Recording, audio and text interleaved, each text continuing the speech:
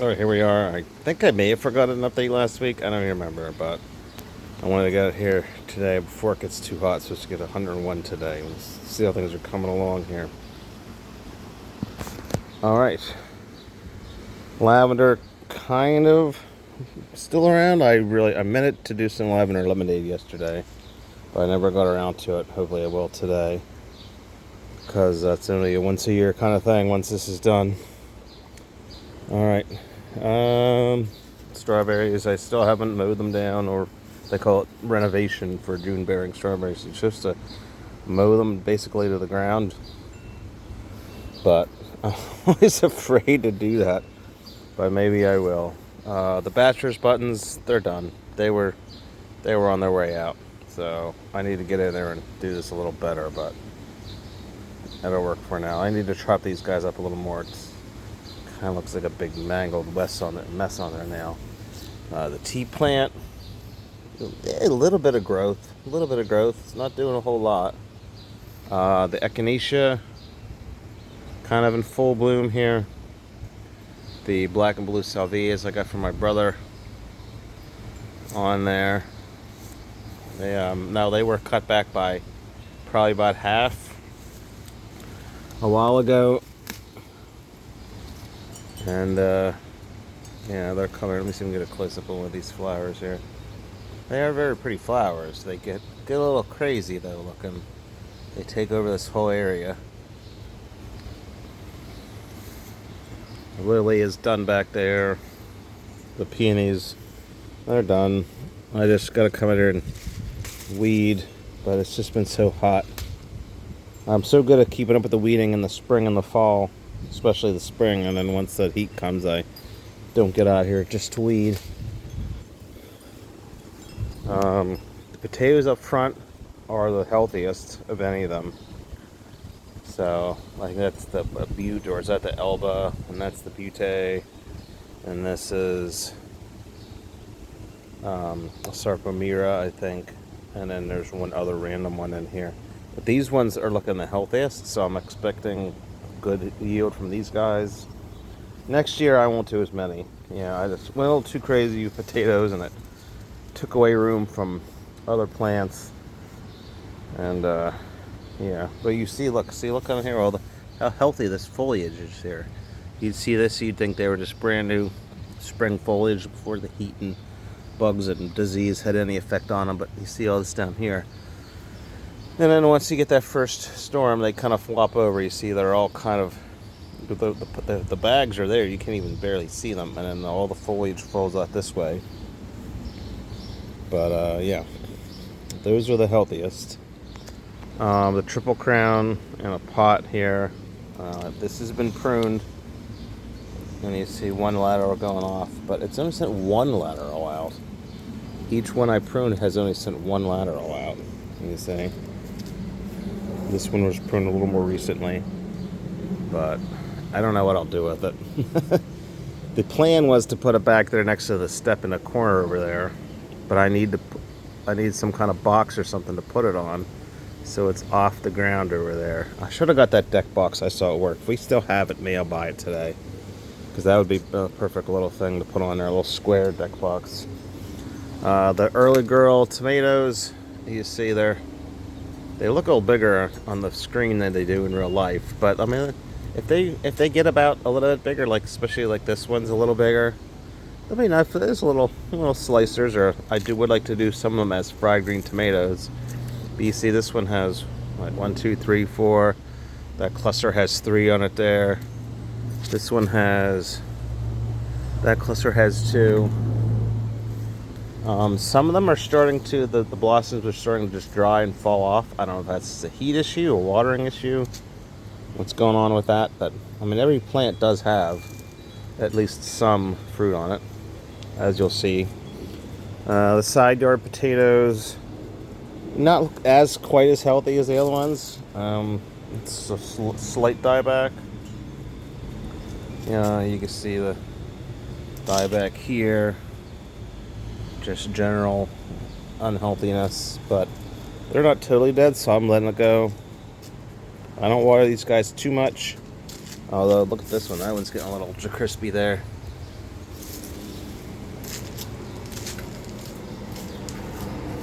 Let's go to the back.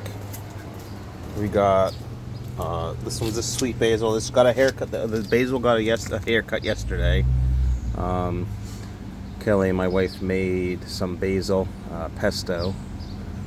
This is what. So yeah, I just gave him a haircut. So then a few weeks later, from now I'll give him another haircut. Maybe she'll make some more pesto. The Italian Red of Florence, onions.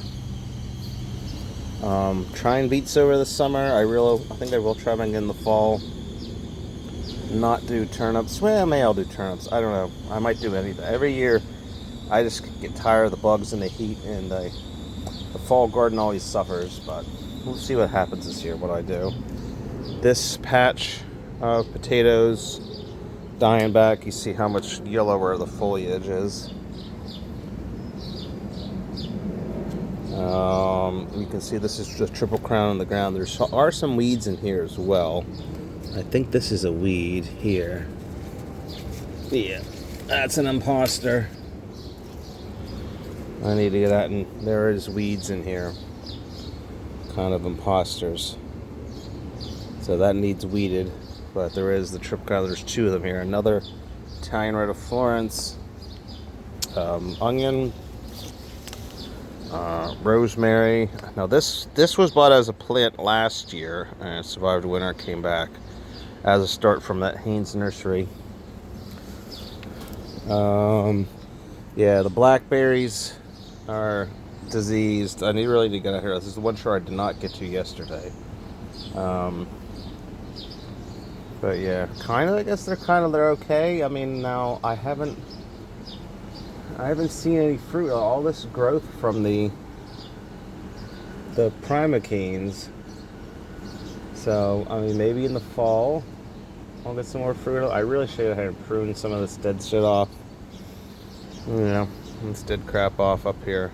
Oh, there's another. I just noticed there's another primocane coming up. I'll need to prune that off. Italian Red of Florence again. I'm hoping to get them. Hoping to get some decent ones on here. You can see they're starting to bulb up, some of them, a little bit. Or especially even like that one. See that one? That one's really thick. But they're just, they are. Now this is only like a 4-inch window box, so I don't expect much. But this should be deep enough to get a decent size. That's a good 8 inches. Yeah, the lemon drop basil. There's actually 2 plants there. You see, there's 2 pots. Haircut yesterday. So we made pesto with it. There's another one of the Early Girl, Bush Early Girl tomatoes.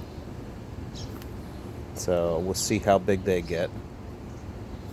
I removed some of the potatoes that were here in this spot because they were really dying back. Now I don't know if it was just dieback from early dieback. I don't know if natural early dieback. I don't know if it was blight. I don't know if it was earwig damage, but I could tell they were kind of not doing much anymore, so I dug them up. Two of the grow bags had absolutely nothing, just a sweet potato, and that was it. And then 1 or 2 of them, like I had the plastic pot over here. It had like tiny little golf ball size. I think they were either the Purple Viking or maybe the Harvest Moon potatoes, but basically nothing. This bed here, you see there's still some kind of healthy foliage, so I imagine there'll be something here. It's kind of blended in with that other bed that's over there. And you see the oregano in there. That's what all those flowers are. But I figured I just left those there for pollinators. Let me circle around to the tomatoes, the Bush Early Girl tomatoes again. A good shot of that one there. You see some more down here. There's some over there. There's some up here.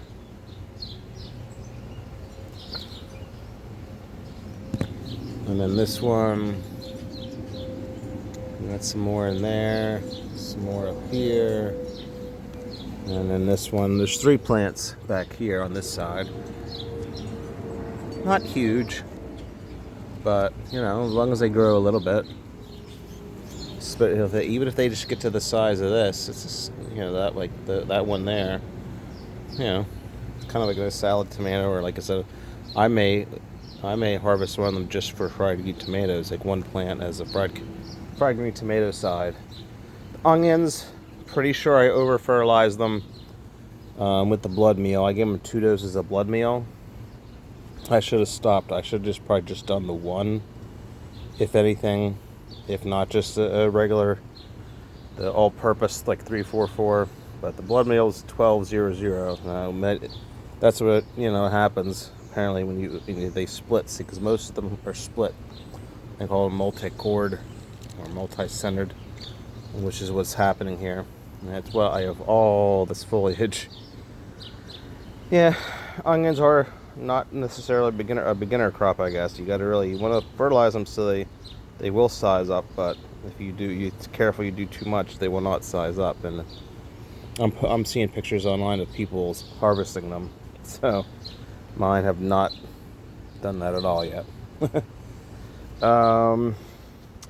I guess I'll still be able to use them. I'll pull them, and I'll be able to use them to dehydrate to make onion powder. So that's what's going to happen with them. Here's some leftover lemon drop basil plants that I never got around. I ran out of pots, so I just left them in here. They also got a haircut into the pesto. Here's another sweet basil. You can see the difference. Glossy, not glossy. Glossy, not glossy. Sweet basil. I really should go here, as I think I saw beans. I was kind of neglecting the beans. They were kind of like an afterthought. Let me see if I can find. I swear I saw. Oh yeah, back here. Let me see if I can. I think these were called tender green, but I kind of neglected them. They really need staked up. Bamboo stakes would be good with them, but the earwigs had decimated them, and I kind of gave up. I thought they weren't going to do good, and it turns out, look at that. We actually got some. Get that in focus. I don't even know where to put it for. Yeah.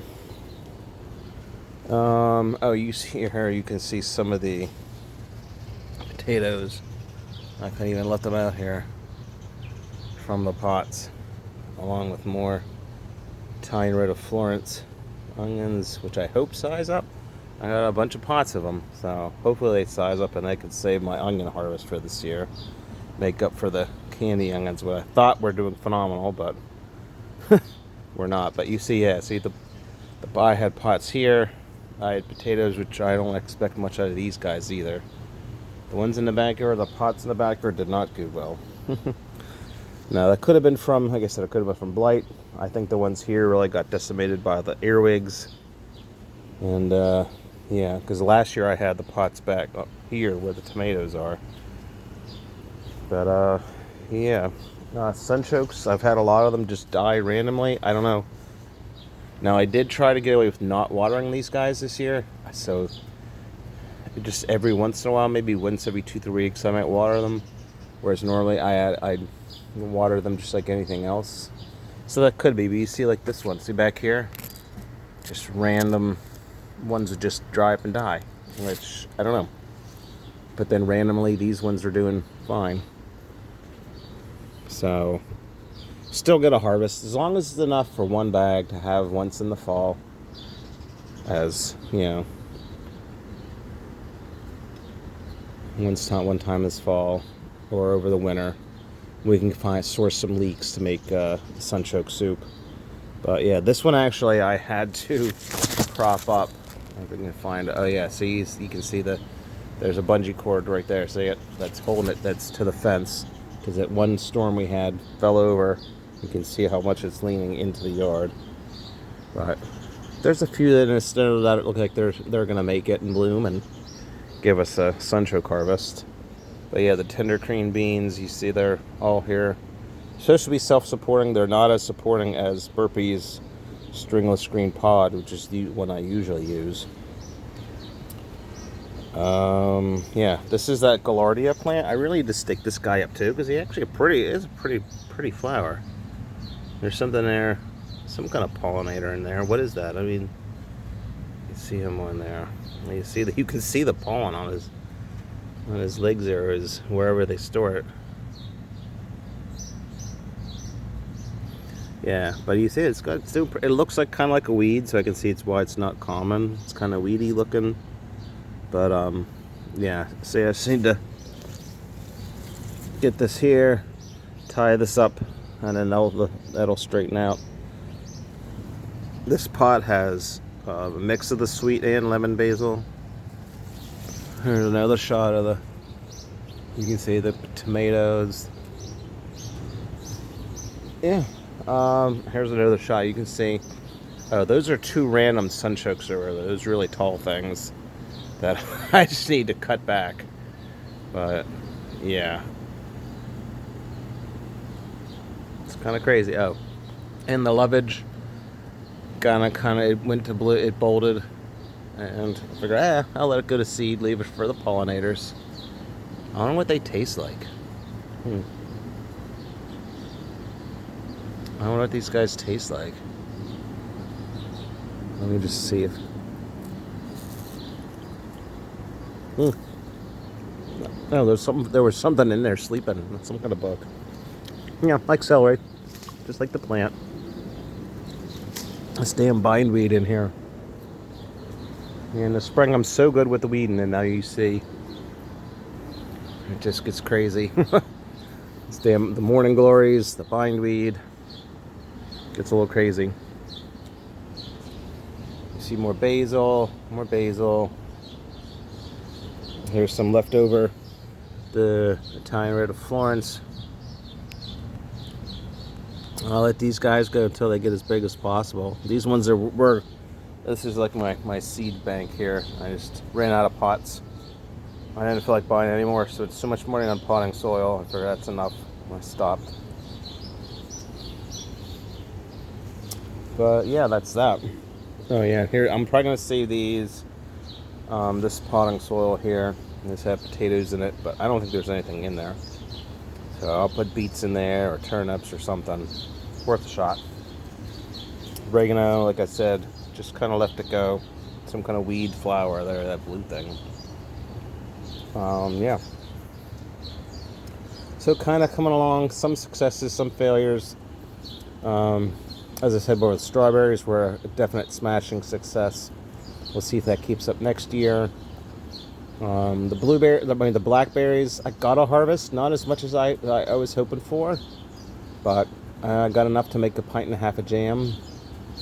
I gotta go through there and do some major pruning of the dead shit off of there, the dust, the dead stuff over there, and yeah. So that'll be that. Potatoes, hard to say.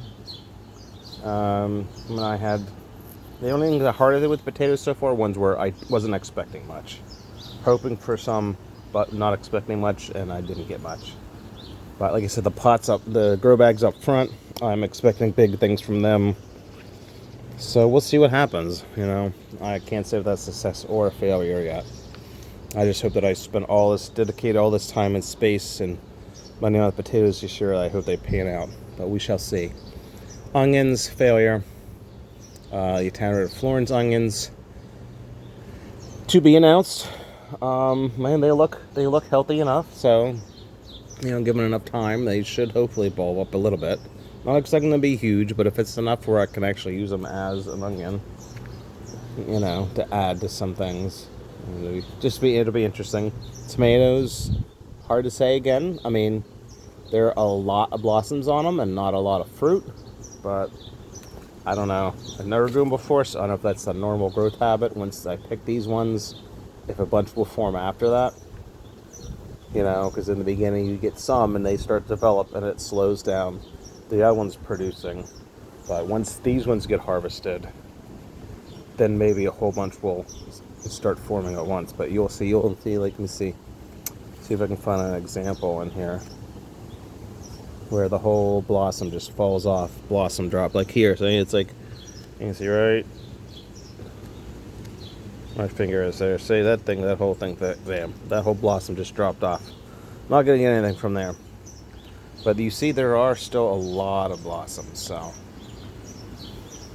but I don't want to pick these guys until I see how big they're going to get, because then I know when to start picking them. Because I do want to pick some for fried tomatoes, but I also want to get some ripe, obviously. But yeah, that's that. You can see the onions split. But yeah, I don't know. Maybe next year I'll try the onions in ground and just go with an all-purpose instead of blood meal. I really want to do onions. These guys I was excited because they're supposed to get like jumbo size. I did get some last year, I don't know if you remember, with the, I think it was the yellow Spanish. Yeah, the yellow Spanish sweet onions, and they did okay. They actually did bulb up a little bit, but the candy is supposed to be even like jumbo sized, which it looks like they could have been, but over fertilizing we'll do that. All right, that's it. I'm getting hot out here. The video is getting long, and see you next time. Peace.